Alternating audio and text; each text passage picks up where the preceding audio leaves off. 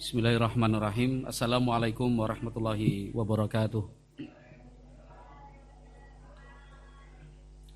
Innal hamdalillahi nahmaduhu wa nasta'inuhu wa nastaghfiruh wa na'udzu billahi min syururi anfusina wa min sayyiati a'malina. Man yahdihillahu fala mudhillalah wa man yudlil fala hadiyalah. Asyhadu an la ilaha illallah wahdahu la syarikalah wa asyhadu anna Muhammadan abduhu wa rasuluhu la nabiyya ba'dah. Qala rabbuna jalla wa ala fi kitabihil karim, ya ayyuhalladzina amanu taqullaha haqqa tuqatih wa la tamutunna illa wa antum muslimun. Bapak Ibu ingkang kula hormati, ma'asyiral muslimin wal muslimat rahimakumullah. Alhamdulillah ing wekdal menika monggo kula panjenengan sami kunjuaken raos syukur dumateng Allah Subhanahu wa taala ingkang sampun paring kathah kenikmatan. Mugi-mugi Allah Subhanahu wa taala senantiasa memberikan berkah dan rahmatnya dumateng kula panjenengan sami. Salawat saha salam ampun kesupen monggo terus menerus dipunjuaken dumateng Nabi Muhammad sallallahu alaihi wasallam ingkang kita antu-antu syafaatipun benjang dinten kiamat. Bapak Ibu, ma'asyiral muslimin wal muslimat rahimakumullah ingkang kula hormati. Nabi Muhammad sallallahu alaihi wasallam adalah manusia biasa. Allah Subhanahu wa taala berfirman, "Qul innama ana basyarum mithlukum yuha ilayya." Katakan wahai Muhammad, sesungguhnya saya ini hanyalah manusia biasa. Yuha ilayya. Allah Subhanahu wa taala memberikan wahyu untukku. Nabi Muhammad sallallahu alaihi wasallam karena manusia biasa juga merasakan sakit, mengalami sedih, bisa berbahagia, lapar, haus, dahaga. Beliau sallallahu alaihi wasallam juga berkeluarga dan berumah tangga, punya istri, ada anak, ada cucu. Nabi Muhammad sallallahu alaihi wasallam pandai berdagang, pintar beternak. Dan Nabi Muhammad sallallahu alaihi wasallam juga mengalami kematian, meninggal dunia sallallahu alaihi wasallam. Sesuatu yang tidak bisa ditolak, tidak dapat dihindari. Allah Subhanahu wa taala berfirman, kullu nafsin dha'iqatul maut. Artinya setiap jiwa, setiap makhluk hidup pasti akan merasakan kematian. Allah Subhanahu wa taala berfirman, aina ma takunu yudrikkumul mautu walau kuntum fi burujin musyayyadah. Dimanapun kamu berada, kematian pasti akan mendatangi. Meskipun berusaha bersembunyi di benteng-benteng yang kokoh dan tinggi. Karena kematian itu tidak bisa dihindari. Fa idza jaa ajaluhum la yastakhiruna sa'atan wa la yastaqdimun. Apabila ajal itu telah tiba, tidak bisa dipercepat, tidak bisa ditunda. Masing-masing kita sejak masih dalam kandungan ibunya telah ditentukan kapankah hari kematiannya. Semua yang hidup pasti mati. Kullu nafsin dha'iqatul maut. Teladan kita siapa? Nabi Muhammad SAW. Pada saat ibadah haji yang terakhir tahun 10 Hijriah, pada hari tasyrik, Allah Subhanahu wa taala menurunkan firman-Nya dalam satu surat penuh, yaitu surat An-Nasr. Idza jaa nasrullahi wal fath. Adik-adik lanjutnya apa? Idza jaa nasrullahi wal fath. Terus wa ra'aitan nasa yadkhuluna fi dinillahi afwaja. Fasabbih bihamdi rabbika wastaghfir innahu kana tawwaba. Nabi Muhammad SAW mengerti surat ini adalah isyarat dari Allah Subhanahu wa taala bahwa wafatnya akan segera tiba. Nabi Muhammad SAW tidak mengetahui secara pasti tanggal berapa, hari apa, jam berapa, di mana wafatnya. Nabi Muhammad pun tidak tahu. Tetapi itu isyarat bahwa waktunya sudah dekat. Kita selain Nabi juga sama sekali tidak mengetahui kapan waktu wafat itu tiba, kapan ajal itu datang. Tetapi tanda-tandanya ada. Di antaranya apa? Rambut yang sudah mulai beruban, yang sudah mulai pikun dan kadang-kadang lupa. Apalagi yang umurnya sudah 60 tahun ke atas. Bukan berarti yang masih muda boleh berleha-leha. Bukan kemudian yang anak kecil merasa umurku masih panjang dan masih lama hidup di dunia. Karena memang kematian itu suatu rahasia, hanya Allah yang mengetahuinya. Banyak orang sehat meninggal mendadak. Yang sakit bertahun-tahun, bahkan sudah divonis oleh dokter bertahan cuma sekian bulan, sampai sekarang masih bisa tertawa. Jangankan yang masih kecil atau remaja, yang belum sempat menghirup udara di dunia, masih dalam rahim ibunya, itu juga meninggal dunia. Meninggal di dalam rahim ibunya. Nabi Muhammad SAW sejak surat itu diturunkan sudah merasa ajalnya akan tiba. Maka perintah dari Allah di dalam surat tadi diamalkan. Fasabbih bihamdi rabbika wastaghfirhu idza jaa nasrullahi wal fath. Apabila telah datang pertolongan Allah dan kemenangan. Pertolongan Allah sudah terlihat jelas. Kemenangan sudah Allah berikan. Karena Mekah bisa ditaklukkan yang sebelumnya dikuasai oleh musuh. Wa ra'aitan nasa yadkhuluna fi dinillahi afwaja. Wahai Muhammad, engkau sudah saksikan sendiri.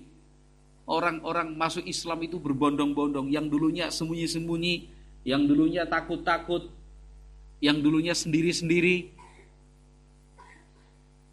Setelah 23 tahun kemudian.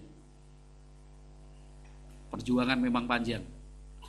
Yang namanya perjuangan itu tidak instan. Bukan sehari, 2 hari, bukan sebulan, 2 bulan, bukan setahun, 2 tahun. Nabi Muhammad 23 tahun lamanya. Sebelum meninggal dunia, Nabi Muhammad menyaksikan hari ini datang rombongan dari kabilah A. Sudah menunggu lagi tamu dari kabilah B. Yang satu dari Hadramaut, satu rombongan, yang lain lagi dari suku Mudhar, yang lain dari Basrah, yang lain dari negeri Syam, berduyun-duyun. Berdatangan, rombongan itu tidak pernah berhenti. Semuanya mencari Nabi SAW, menyatakan, asyhadu an la ilaha illallah wa asyhadu annaka rasulullah. Kami bersaksi bahwa tiada sesembahan yang berhak diibadahi kecuali Allah, dan kami bersaksi bahwa engkau betul-betul utusan Allah. Masuk Islam. Itu pertanda bahwa masa tugas beliau sudah hampir selesai. Haji itu bulan Dzulhijjah. Selesai berhaji, beliau pulang. Kembali ke kota Madinah. Belum cukup 2 bulan setelah kembali dari haji, Nabi Muhammad SAW jatuh sakit. Di akhir bulan Safar, bulan kedua di dalam Islam, setelah Nabi Muhammad SAW mengantar jenazah seorang sahabatnya, itu di tengah perjalanan sudah mulai pusing, sakit kepala, pulang ke rumah demam meriang, tapi masih memimpin sholat, masih beraktivitas. Sakitnya itu tidak ditampakkan, sakitnya tidak diperlihatkan, ditahan. Kurang lebih 2 minggu, 14-16 hari Nabi Muhammad SAW sakit, sampai pada akhirnya Nabi Muhammad SAW tidak bisa lagi beraktivitas seperti sehari-hari. Salat beberapa waktu sebelum Nabi Muhammad SAW meninggal dunia di rumah. Yang memimpin salat jamaah sahabatnya Abu Bakar As-Siddiq. Seminggu sebelum meninggal dunia, Nabi Muhammad SAW menyatakan, aina ana gadan, aina ana gadan. Yang artinya besok saya di mana? Besok saya di mana? Karena istri Rasulullah itu banyak. Setiap hari digilir.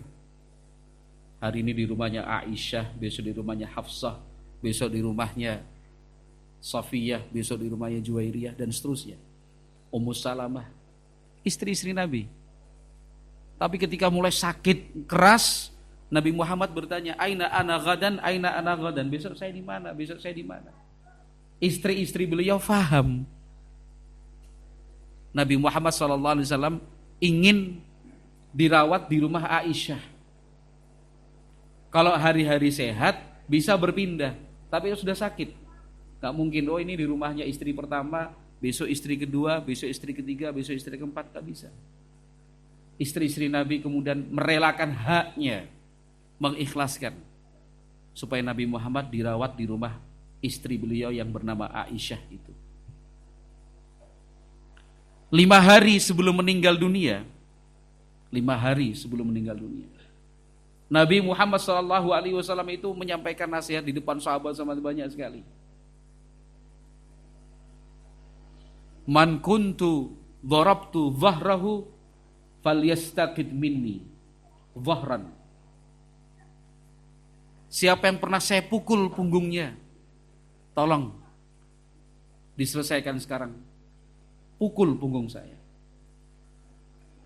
Siapa yang pernah saya sakiti dengan ucapan saya, tolong diselesaikan sekarang. Silakan balas. Semua urusan diselesaikan. Yang terkait dengan orang, harta, hutang piutang, pinjam meminjam, menzalimi, itu yang harus kita siapkan. Karena kita tidak tahu kapan waktunya, ya berarti setiap hari harus berusaha kita catat, kita tulis urusan kita yang masih jadi tanggungan itu apa saja. Nyuwun sewu, kalebet utang, nggak bisa disepelekan. Orang yang sudah melewati jembatan di atas neraka jahanam, sudah di depan pintu surga, tinggal masuk aja, itu masih nggak boleh tunggu. Kenapa? Kamu masih punya utang. Tunggu orangnya. yang kamu punya beban hutang kepadanya. Selesaikan dulu. Nggak boleh masuk surga. Selesaikan dulu hutang-hutangnya. Nggak diselesaikan di dunia, diselesaikan di akhirat. Jadi kalau kita punya utang, nyun sewu nggak dicatat mawon. Jangan malu. Kalau kita merasa malu, ya nggak usah semua orang tahu. Tapi tetap dicatat. Ditulis di sebuah buku. Kalau sewaktu-waktu kita punya tempat khusus, tempat rahasia, lemari penyimpanan misalkan, taruh di situ. Sambil kita berpesan, kalau saya meninggal dunia, di situ ada catatan hutang-hutang saya. Supaya diselesaikan ahli warisnya. Jangan malu. Apalagi berusaha nggak mau tahu, berusaha mencari alasan, sudah lupa, nggak bisa. Catatan-catatan itu nggak akan hilang di sisi Allah Subhanahu wa ta'ala. Kita yang punya urusan muamalah, mulai dari urusan sengketa tanah, sengketa rumah, sengketa usaha, kita berselisih, kita bertengkar, diselesaikan di dunia saja. Nabi Muhammad SAW 5 hari sebelum meninggal dunia itu menyelesaikan. Disampaikan itu di depan umum, ya, siapa yang punya, yang pernah saya zalimi, yang pernah saya sakiti, tolonglah diselesaikan sekarang. Yang pernah saya pukul, balas pukul. Yang pernah saya sakiti dengan kata-kata, yang pernah merasa saya hina, silahkan bicara. Saya minta maaf. Maka Nabi Muhammad SAW itu mengajarkan untuk kita umatnya, seorang muslim di malam hari sebelum tidur hendaknya dia sudah menulis surat wasiat. Karena kita tidak tahu kapan meninggalnya. Jadi sewaktu-waktu surat wasiat itu sudah ada. Kalau saya meninggal dunia, tolong nomor 1, jenazah saya diselenggarakan secara Islam. Saya serahkan sepenuhnya prosesnya kepada Ustadz A, Ustadz B, Ustadz C. 2, tolong segerakan dikubur jenazah saya. Tidak usah menunggu. Ya memang bukan rezekinya untuk ikut, enggak usah. Karena Nabi Muhammad perintahkan supaya jenazah itu disegerakan untuk dimakamkan. Jangan karena alasan, anaknya dari Surabaya, anaknya dari Papua. Ditunda 1 malam, besok pagi baru dikuburkan. Jangan. Itu menyelisihi sunnah Nabi SAW. Disegerakan. Tulis surat wasiat. 3, saya pernah berhutang kepada A, B, C, D sebesar sekian, sebesar sekian, sebesar sekian, sebesar sekian. Tolong selesaikan. Saya pernah berbuat begini, tolong dimintakan maaf misal. Kalau kita nggak bisa meminta maaf secara langsung, diselesaikan. Itu 5 hari sebelum Nabi Muhammad SAW meninggal dunia. Urusan-urusan dengan orang itu diselesaikan.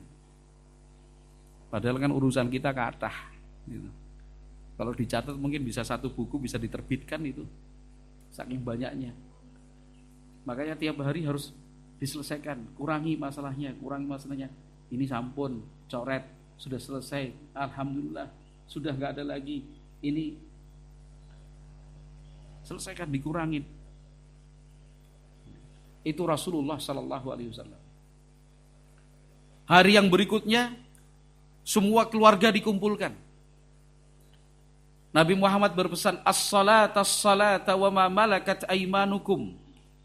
Itu bahkan 2 kali diulangi Nabi. Pada hari yang keempat atau kelima, dengan sehari sebelum meninggal dunia, Nabi Muhammad berpesan, as-salata as-salah. Itu sambil berbaring, sambil menahan sakit. Nabi Muhammad mengingatkan keluarganya, pokoknya salate dijogo. Sing penting salate dijogo. Wa ma malakat aimanukum, dan berbuatlah baik kepada budak-budakmu. Enggak boleh, itu budak di zaman Nabi, sekarang kan enggak ada.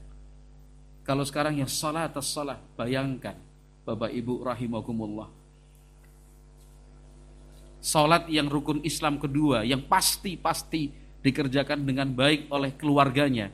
Nabi Muhammad sebelum meninggal dunia masih mengingatkan itu, pokoknya salat. Orang mau meninggal dunia itu pasti pesannya berbobot, pesannya itu pasti sangat bernilai. Sholat. Termasuk satu hari sebelum meninggal dunia. Sehari sebelum meninggal dunia, Nabi Muhammad alaihi salatu wasallam a'taqa abidah. Sehari sebelum meninggal dunia, budak-budak yang dimiliki Nabi Muhammad dibebaskan semua. Budak milik beliau, merdeka, kamu bebas, semuanya bebas. Bukan budak lagi. Sehari sebelum meninggal dunia, Nabi Muhammad sedekah dengan apa yang ada di rumah, uangnya.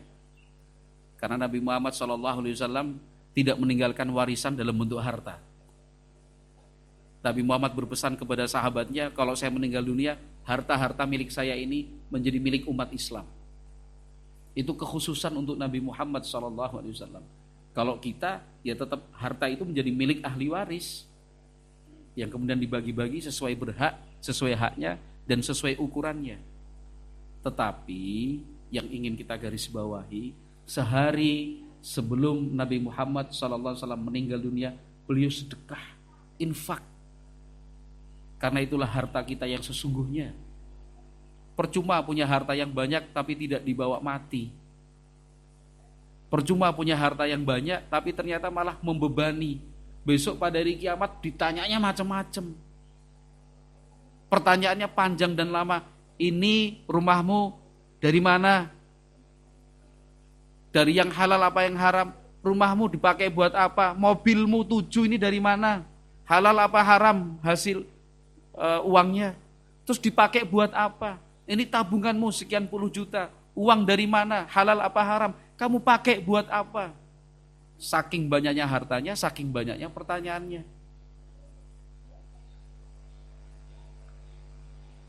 Maka Nabi Muhammad sehari sebelum meninggal dunia infak banyak sekali, bagi. Itu sehari sebelum meninggal dunia. Pada hari meninggal dunia, hari Senin dalam riwayat disebutkan, waktu itu Rasulullah SAW merasa badannya sehat. Rumahnya Rasulullah itu kan berdampingan dengan Masjid Dempet. Kalau sekarang Raudhah di Masjid Nabawi itu. Salat subuh, yang memimpin salat jadi imam Abu Bakar As-Siddiq. Para sahabat salat ini. Nabi Muhammad membuka, kalau kita bilangnya gorden, tirai. Buka begini sambil senyum. Kalau di sini pengimaman, di sana, sana ya, barat ya. Di sana pengimaman, di sini makmumnya, lah dari sebelah situ, pojokan situ. Ini rumahnya Rasulullah, ini masjid. Dari sudut sana ada gorden, Nabi Muhammad buka. Para sahabat kan pada lihat, kelihatan membuka gerakan seperti itu. Abu Bakar As-Siddiq mau mundur, tapi Nabi Muhammad mengatakan, lanjutkan, sambil menggunakan isyarat tangan, lanjutkan sholatnya. Senyum Nabi Muhammad, wah, para sahabat waktu itu senangnya luar biasa. Hampir-hampir itu para sahabat dikatakan ingin membatalkan sholatnya, segera menyusul Nabi Muhammad karena sudah berhari-hari Nabi Muhammad sakit. Para sahabat sudah senang, wah Nabi Muhammad sembuh, Nabi Muhammad sudah sehat, Nabi Muhammad bisa kembali lagi dengan kita. Tapi ternyata itu senyum terakhirnya Nabi untuk sahabat-sahabatnya. Ya. Masuk lagi sambil senyum, seakan-akan mengucapkan perpisahan. Kalau kita kan nggak tahu kapan meninggalnya, Allah yang maha tahu. Jadi tiap hari ya kudu senyum akhirnya. Jangan-jangan besok apa? Jangan-jangan besok mati gitu aja. Kekek sesok mati. Jadi tiap hari harus senyum terus. Tiap hari kalau bisa punya masalah ndang dirampungke, jangan ditunda-tunda. Tiap hari kalau bisa sedekah. Kalau tiap hari bisa menjaga sholat, jagalah sholat. Karena itu pesan-pesan Nabi Muhammad sebelum meninggal dunia. Akhirnya Nabi Muhammad masuk kembali ke kamarnya, tambah sakit, dikompres oleh Aisyah istrinya. Kemudian adik iparnya masuk sambil bersiwak, siwak nggih. Jadi semacam tanaman di tanah Arab itu untuk sikat gigi. Gigi luar maupun gigi dalam, juga lidah atas lidah bawah itu seger. Nabi Muhammad sudah mulai payah sekali. Itu sambil dipangku oleh Aisyah. Nabi Muhammad melihat adik iparnya, Abdurrahman bin Abu Bakar itu bersiwak. Melihat Aisyah, istrinya faham. Akhudhuhulak, kata Aisyah, saya ambilkan siwak itu. Nabi Muhammad mengisyaratkan dengan kepala. Ya, siwaknya diambil. Ulinuhulak, saya lembutkan buat Anda, kata Aisyah. Ya, terus siwak itu diginikan. Ya, itu siwak ya. Ini terus kulitnya dibuang, serabut-serabutnya jadi seperti sikat. Dikasihkan sama Nabi Muhammad. Nabi Muhammad bersiwak. Bahkan disebutkan tidak pernah Nabi Muhammad bersiwak sesempurna waktu itu. Jadi seakan-akan mempersiapkan diri bertemu dengan Allah itu dalam posisi yang paling bersih, paling suci, paling sempurna, paling bagus, paling indah. Husnul khatimah. Sudah selesai bersiwak, diserahkan. Jadi sudah betul-betul siap lahir batin. Urusannya, urusan dengan orang lain, siapapun sudah selesai. Setelah itu Nabi Muhammad mengangkat jarinya, ditunjuk ke arah langit sana, sambil mengatakan, Allahumma gfirli warhamni. Ya Allah, ampunilah aku, rahmatilah aku. Ar-rafiqal a'la, Allahumma alhiqni bir-rafiqil a'la. Ya Allah, gabungkan aku, jadikanlah aku bersatu dengan tempat yang paling tinggi di sana. Terus la ilaha illallah. Sampai kemudian tangan beliau turun, jatuh. Innalillahi wa inna ilaihi raji'un. Nabi Muhammad pun meninggal dunia. Terjadi situasi yang yang sangat sedih tentunya. Tersiar berita Nabi Muhammad meninggal dunia. Sahabat Abu Bakar As-Siddiq itu rumahnya waktu itu agak jauh. Dikabarin juga sahabat Abu Bakar As-Siddiq datang. Umar bin Khattab sambil menghunus pedang saking sedihnya. Siapa yang bilang Nabi Muhammad meninggal, tak potong lehernya. Ayo diam semua. Saking sedihnya. Padahal Nabi Muhammad sudah meninggal dunia. Gak ada orang berani bicara. Padahal mereka tahu Nabi Muhammad sudah meninggal dunia. Yang berani ngomong tak potong kepalanya. Siapa yang berani ngomong? Tak potong kepalanya. Itu Umar bin Khattab. Datang Abu Bakar As-Siddiq, masuk ke kamar karena Abu Bakar As-Siddiq kan mertuanya Rasulullah. Aisyah itu kan putrinya Abu Bakar. Masuk, dibuka wajahnya, dicium oleh Abu Bakar As-Siddiq keningnya Rasulullah. Abu Bakar mengatakan, sejak hari ini engkau tidak akan merasakan susahnya dunia lagi. Dicium keningnya Rasulullah itu. Abu Bakar keluar ke masjid, menenangkan Umar. Umar tenang. Apa?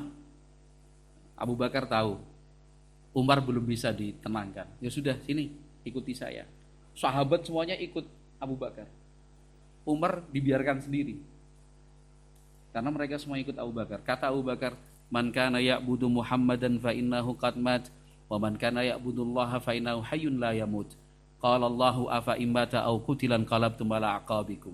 Wa ma Muhammadun illa rasulun qad khalat min qablihi rusul afa immata aw qutilan qalabtum ala aqabikum. Nah, Abu Bakar As-Siddiq pidato singkat. Siapa yang menyembah Muhammad, Muhammad sudah meninggal. Siapa yang menyembah Allah, Allah adalah zat yang maha hidup dan tidak akan meninggal. Allah berfirman, tidaklah Muhammad itu kecuali seorang Rasul yang sudah didahului oleh Rasul-Rasul yang lain. Apakah kalau meninggal dunia atau terbunuh kalian akan kembali kepada zaman dahulu? Umar bin Khattab yang pegang pedang itu langsung jatuh lemes, seakan-akan lutut tidak kuat menahan tubuhnya, langsung deprok. Sambil mengatakan, seakan-akan baru pertama kali saya dengar ayat itu. Padahal ayat itu sudah dihafal oleh Umar bin Khattab. Sudah, Rasulullah SAW. Sampai kemudian Abu Bakar As-Siddiq radhiyallahu anhu dipilih menjadi khalifah. Nah di sini Bapak Ibu rahimakumullah, ma'asyiral muslimin wal muslimat, hafizakumullah, itu Rasulullah SAW. Ya, menjelang wafat, beliau beramal itu luar biasa. Beliau beribadahnya sangat-sangat istimewa. Seperti yang sudah dijelaskan di depan tadi, Nabi Muhammad SAW mempersiapkan diri bertemu dengan Allah, ya, urusan dengan orang diselesaikan, hak-hak orang lain dipenuhi, tanggungan-tanggungan itu kemudian diurusi. Beliau kemudian sedekah, yang banyak. Beliau berpesan kepada keluarganya,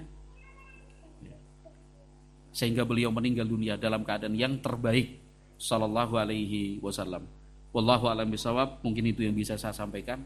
Mudah-mudahan bisa menjadi pencerahan buat kita semua, agar tiap hari termasuk yang kita pikirkan adalah jangan-jangan besok mati. Sehingga hari ini kita selalu menjadi yang terbaik, ya, selalu menjadi yang terbaik. Tapi kalau kita lupa diri, kita pikir hidup masih lama lagi, ya kita akhirnya santai-santai. Wah, masih lama, masih. Tapi kalau wah sesuk nek mati piye, ini masalah rampung ke, ini punya masalah rampung ke. Wah, salate, baca Qur'annya dan seterusnya. Wallahu a'lam bishawab. Mudah-mudahan bermanfaat. Kita tutup dengan doa kafaratul majlis. Subhanakallahumma wa bihamdika asyhadu an la ilaha illa anta astaghfiruka wa atubu ilaik. Alhamdulillahirabbil alamin. Assalamualaikum warahmatullahi wabarakatuh.